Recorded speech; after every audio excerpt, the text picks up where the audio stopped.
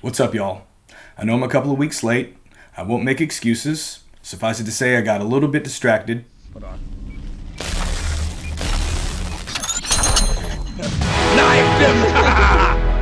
But the point is, I'm back, and I'm ready to talk about a couple of horror movies before the next Marvel shows completely dominate the conversation. So let's get bloody.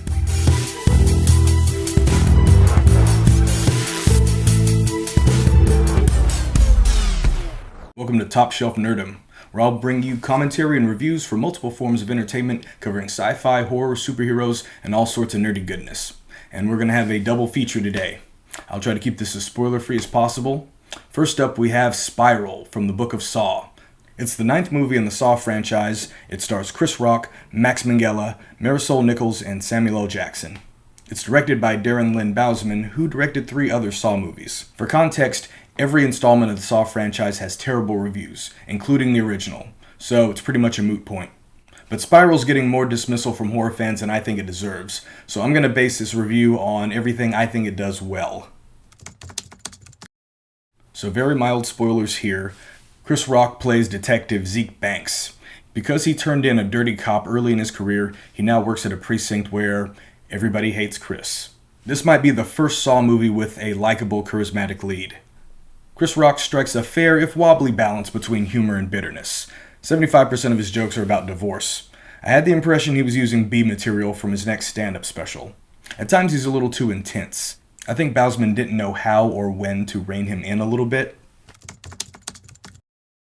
Spiral's disconnection from the previous movies works both for and against it.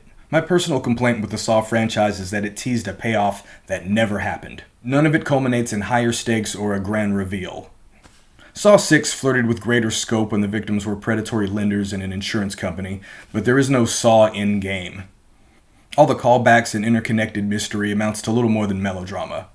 Hardcore Saw fans will probably disagree, but simply dropping all that baggage makes Spiral far more efficient than the average Saw movie. That said, for a world where Saw has happened 8 times already, the characters in Spiral sure as hell don't act like it. At one point, Chris Rock even says that Jigsaw never targeted cops. Yes, he did. Several times. In fact, his biggest copycat was a rogue detective who killed other cops and FBI agents. It's like saying human hair never goes down your shower drain when that's literally half of what's clogging your pipe. I'm just saying, as soon as the first cop says, "Oh no, this killer's doing a saw," there needs to be a protocol. You would think there would be by now, right? Rick, is this a Saw thing? Are you seriously sawing the Vindicators? Morty, I'm a drunk, not a hack. Break the rules, lose the game, or try to leave, you will die. Like in Saw. Well, I think we've seen enough. So what really saves Spiral? By the time the ending rolls around, you've probably figured out who the killer is, but it's their motivations that become both clear and relatable. Far more than why ever the hell Jigsaw would target a couple of grief-stricken parents in Saw 3. Again, hardcore fans might not appreciate the deviations, but I think Spiral's keener sense of dark irony and poetic justice give it the best ending since the first Saw movie. Army of the Dead. Army of the Dead premiered 1 week after Spiral. This is writer-director Zack Snyder's return to zombies since 2004's Dawn of the Dead. Sure, his 4-hour cut of Justice League is a long, persuasive argument that he can tell a superhero story. But when Army of the Dead was announced, I wasn't the only one who thought, good, this is his strong suit. He doesn't have to struggle to interpret existing comic book characters through his particular cinematic prism. I made a mistake. I will fucking kill you. And I do it slower.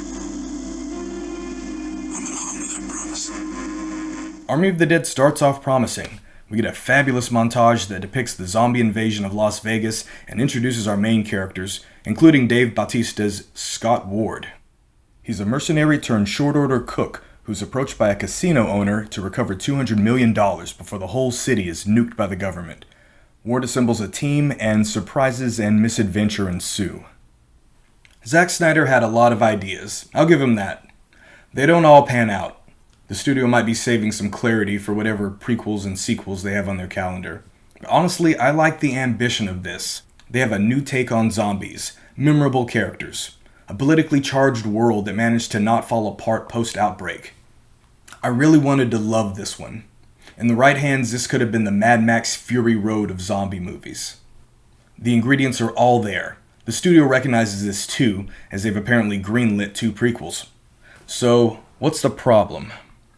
From the first team member's death, Army of the Dead starts losing its 2 most important resources: fun and logic. As the movie goes on, these twin meters get lower and lower. There are more deaths, infuriatingly preventable deaths, and a huge plot hole masquerading as a twist. By the time it crosses the finish line, you might tally up the fun and logic and wish Army of the Dead had been a little more generous with either. Is it a zombie movie worth watching? Sure. Does it deserve a cinematic universe? Not really. Am I going to watch that anyway? Probably. But what did you think of Army of the Dead? What did you think of Spiral? Let me know in the comments. And if you like what I'm doing here, please like and subscribe. Turn on the notifications so that you don't miss the next video. It goes a long way to keeping me motivated to crank this stuff out on time. And thanks for tuning in. I'll catch you on the next one. Cheers.